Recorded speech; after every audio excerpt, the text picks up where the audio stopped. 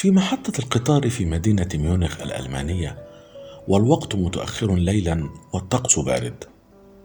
قطعت تذكرة للسفر إلى مدينة فريدريشسهافن، حيث يقام معرض لآلات البلاستيك والتي أعمل فيها. وإذا بالموظف في الشباك الثاني لقطع التذاكر يسألني إن كنت أعرف لغة المسافر الذي يتحدث معه لأشرح له كيفية السفر إلى المكان المطلوب.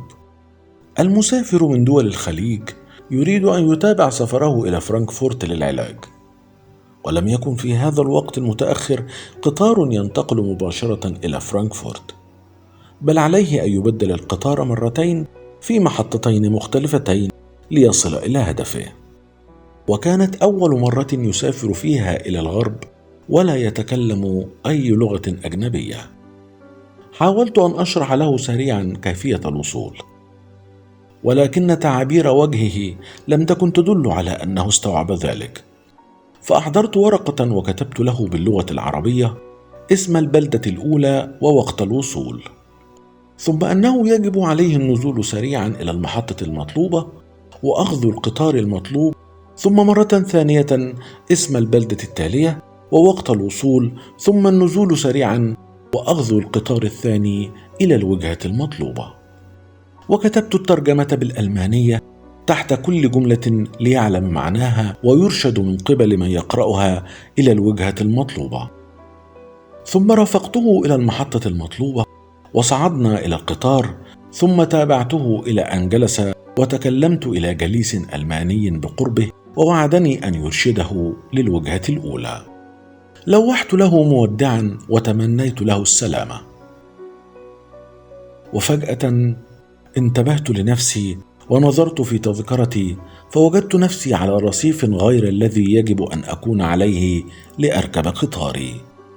وقد مضى 5 دقائق على توقيت القطار المطلوب، فركضت مسرعا إلى الرصيف، فإذا بالقطار كأنه ينتظرني وهو على أهبة السير، وقد كتب على اللوحة تأخير ل5 دقائق.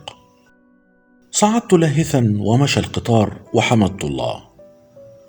وصلت إلى وجهتي منتصف الليل، وأخذت سيارة أجرة، فسار بي قليلا للخروج من محطة القطار.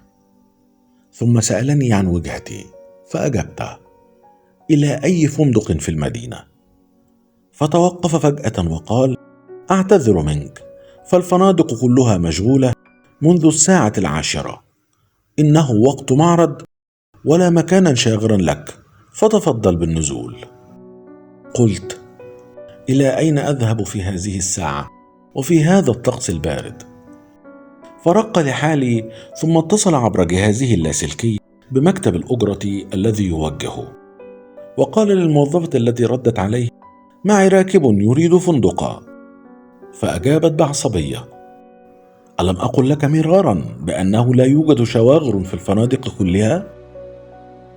وسمعنا في هذه الثانية صوت رنين الهاتف الداخلي بمكتبها، فأجابت عليه. ثم قالت للسائق: انطلق إلى فندق الدولاب الذهبي، فإن نزيلا اعتذر عن الحضور وحجزت للراكب الذي معك المكان، أعطني اسمه. وإذا بالسائق متعجبا يقول: لا أصدق، لا أصدق، فقد كان مبهوتا بهذا التوقيت العجيب ولا يجد له تفسيرا. وصلت الفندق فحياني موظف الاستقبال، وقد كتب على لوحة أمامه: لا يوجد أماكن شاغرة. وقال لي: أنت محظوظ، العشرات ينتظرون مكانا شاغرا.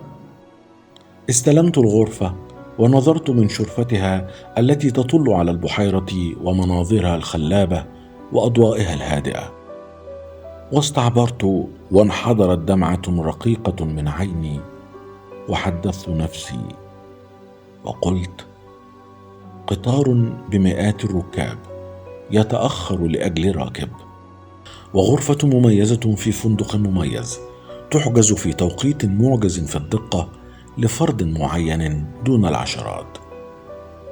أمن أجل الوقوف على رصيف محطة لمساعدة إنسان تائه كل هذا الكرم؟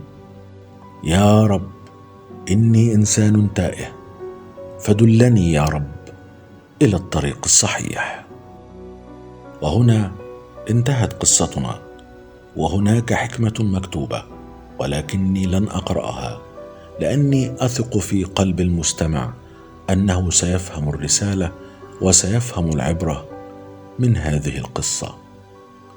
فمستمعي أناس أذكياء،